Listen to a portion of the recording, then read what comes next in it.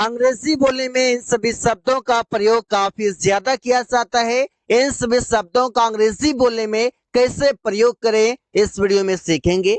Use of in what वे, इसका मतलब है किस तरह से। किस तरह से मतलब इन what way.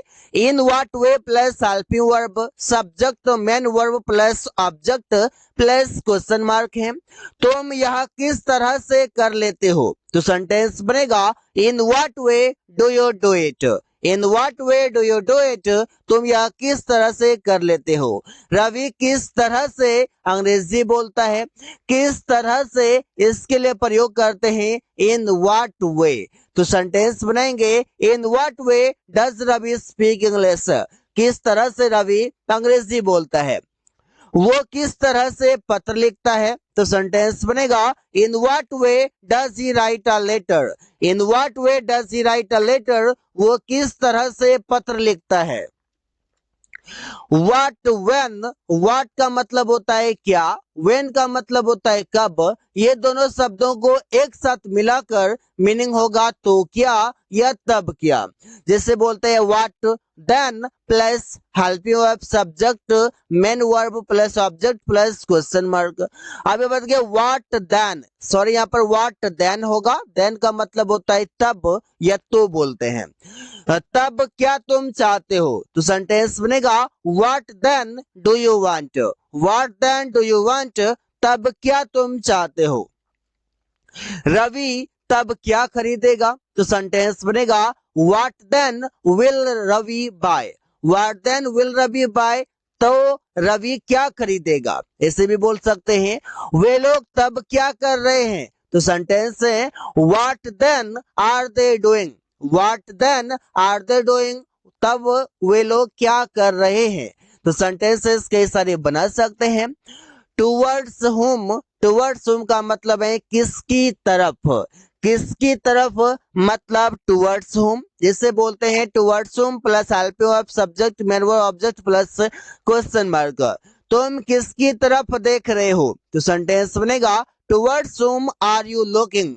Towards whom are you looking, तुम किसकी तरफ देख रहे हो। वो किसकी तरफ बोलता है, towards home does he speak. Towards whom does he speak, वो किसकी तरफ बोलता है। यहाँ पर किसी भी पर्सन के तरफ यहाँ पर बात किया जा रहा है। किसकी तरफ देख रहे हो, किसी पर्सन की तरफ। अगर किसी वस्तु की तरफ हो जाएगा तो यहाँ पर हो जाएगा टुवर्ड्स विच। टुवर्ड्स विच मतलब किसकी तरफ, कोई भी वस्तु की तरफ। वाई सो, वाई सो का मतलब है ऐसा क्यों। ऐसा क्यों, जैसे हम सेंटेंस बनाते हैं तुम ऐसा क्यों कर रहे हो, तो सेंटेंस बनाते हैं why so are you doing. या फिर ऐसे बोल सकते हैं why are you doing so, तो सो को हम चाहे तो लास्ट में भी प्रयोग कर सकते हैं, बट स्पीकिंग में सेंटेंस के लास्ट में ही ज्यादा प्रयोग किया जाता है। रोहित ऐसा क्यों बोल रहा है। Why so is Rohit speaking? Why so is Rohit speaking? या फिर why is Rohit speaking so? Rohit ऐसा क्यों बोल रहा है। may have का मतलब है चुका होगा। चुका होगा मतलब may have का प्रयोग करते हैं। जैसे subject plus may have plus V three plus object होगा। जैसे अमित बाजार जा चुका होगा, तो सेंटेंस बनेगा Amit may have gone to market। यहाँ पर सेंटेंस में बताया जा रहा है संभावना कि ये काम कर लिया होगा, हो चुका होगा। इस प्रकार से एग्जैक्ट हमको नहीं पता, लेकिन संभावना है कि वो बाजार जा चुका होगा।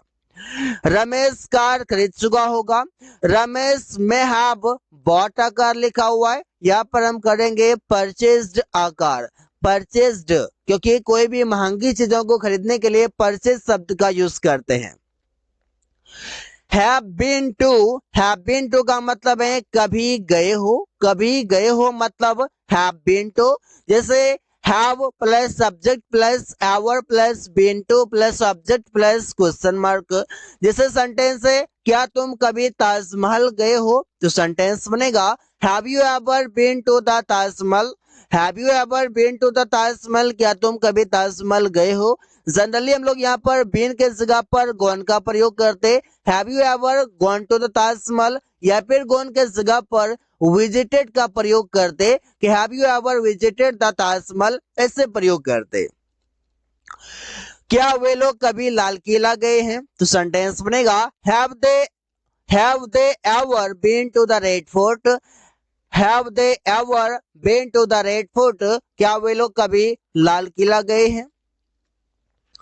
डू का मतलब है कोई काम करता तो है। अब सेंटेंस कैसे बनाते हैं, जैसे वे लोग अंग्रेजी सीखते तो हैं, किसी ने कहा वो अंग्रेजी नहीं सीखता, वो अंग्रेजी नहीं जानता, तो मैंने कहा वे लोग अंग्रेजी सीखते तो हैं। तो सेंटेंस बनेगा that do learn English, that do learn English, वे लोग अंग्रेजी सीखते तो हैं। हम लोग समय पर खाना खाते तो हैं, कोई काम करते तो हैं। जैसे ऐसा बोलेंगे तो वहां पर हम एक्स्ट्रा में यहाँ पर डू लगाएंगे, मतलब सब्जेक्ट डू वर्ब का फर्स्ट फॉर्म, इसके बाद ऑब्जेक्ट होगा। यहाँ पर डू लगाना कोई आवश्यक नहीं है क्योंकि ये इम्फेटिक सेंटेंस है, इसमें डू लगाना पड़ता है क्योंकि यहाँ पर इम्फेसाइज करते हैं, तो इसके लिए डू या डज लगता है सब्जेक्ट के अकॉर्डिंग। इन स्पाइट ऑफ या डिस्पाइट, आप सेंटेंस में देखिए कैसे बनाते हैं, जैसे इन स्पाइट ऑफ या despite plus object comma plus clause आप लिख सकते हैं। क्लाउज का मतलब होता है जिसके पास एक सब्जेक्ट हो और एक वर्ब हो। सेंटेंस बनाते हैं कड़ी मेहनत करने के बावजूद भी वो पास नहीं कर पाया, तो सेंटेंस बनाते हैं in spite of working hard he couldn't pass, he couldn't pass, वो पास नहीं कर पाया। बुखार होने के बावजूद भी वो ऑफिस गया, तो सेंटेंस बनेगा despite having a fever he went to office या he went to the office, दोनों तरीके से बोल सकते हैं। बिसाइड या बिसाइड्स, बिसाइड का मतलब होता है के बगल में और बिसाइड्स का मतलब होता है के अलावा या के अलावे। अब सेंटेंस में प्रयोग करते हैं सब्जेक्ट वर्ब बिसाइड या बिसाइड्स प्लस ऑब्जेक्ट। ये दोनों शब्दों का मीनिंग सिर्फ एस से अलग होता है। बिसाइड का मतलब बगल में और बिसाइड्स का मतलब के अलावे, और दोनों सेंटेंस में प्रयोग किया जाता है एक प्रेपोजिशन के जैसा। जैसे रमेश मेरे बगल में है, Ramesh is besides me, no यहाँ पर होगा बिसाइड में। Ramesh is beside me, Ramesh मेरे बगल में है। अंग्रेजी के अलावा तुम क्या क्या जानते हो, तो सेंटेंस बनेगा what all do you know besides English. Besides English मतलब अंग्रेजी के अलावे, अंग्रेजी के साथ साथ। मैं इसके अलावे कार चला सकता हूं, तो सेंटेंस बनेगा I can drive a car besides it. Besides it मतलब इसके अलावे, मतलब जो भी चीजें मैं चलाता हूं इसके अलावा मैं कार भी चला सकता हूं। बाय प्लस V4, इसका मतलब है कोई काम करके, जिससे बोलते हैं subject verb object plus by plus V4। इससे हम दिखाते हैं कोई भी काम करके, जो भी काम करके तो वो V4 में लिखेंगे। जिससे वो नौकरी करके पैसे कमाता है, तो सेंटेंस बनेगा he gets money, he gets money, वो पैसे कमाता है बाय डूइंग अ जॉब, नौकरी करके। रवि पढ़ा के पैसे कमा रहा है, तो सेंटेंस बनेगा Ravi is making money by teaching. Guys कमाना के लिए गेट भी प्रयोग करते हैं, कमाना के लिए मेक भी प्रयोग करते हैं और कमाना के लिए अर्न भी प्रयोग करते हैं। तीनों शब्दों का प्रयोग किया जाता है। अफेक्ट या इफेक्ट, दोनों शब्द का मतलब है प्रभाव या प्रभाव पड़ना। जैसे अफेक्ट का मतलब है प्रभाव, ये सेंटेंस में कैसे प्रयोग होगा, और इफेक्ट का भी मतलब होता है प्रभाव। ये इफेक्ट है नाउन और अफेक्ट है वर्ब, ये इस प्रकार से यूज किया जाता है। जैसे यह दवाई मुझ पर असर नहीं करता है, तो सेंटेंस बनेगा this medicine doesn't affect on me. Affect ये वर्ब है जो कि डजंट के बाद आया हुआ है।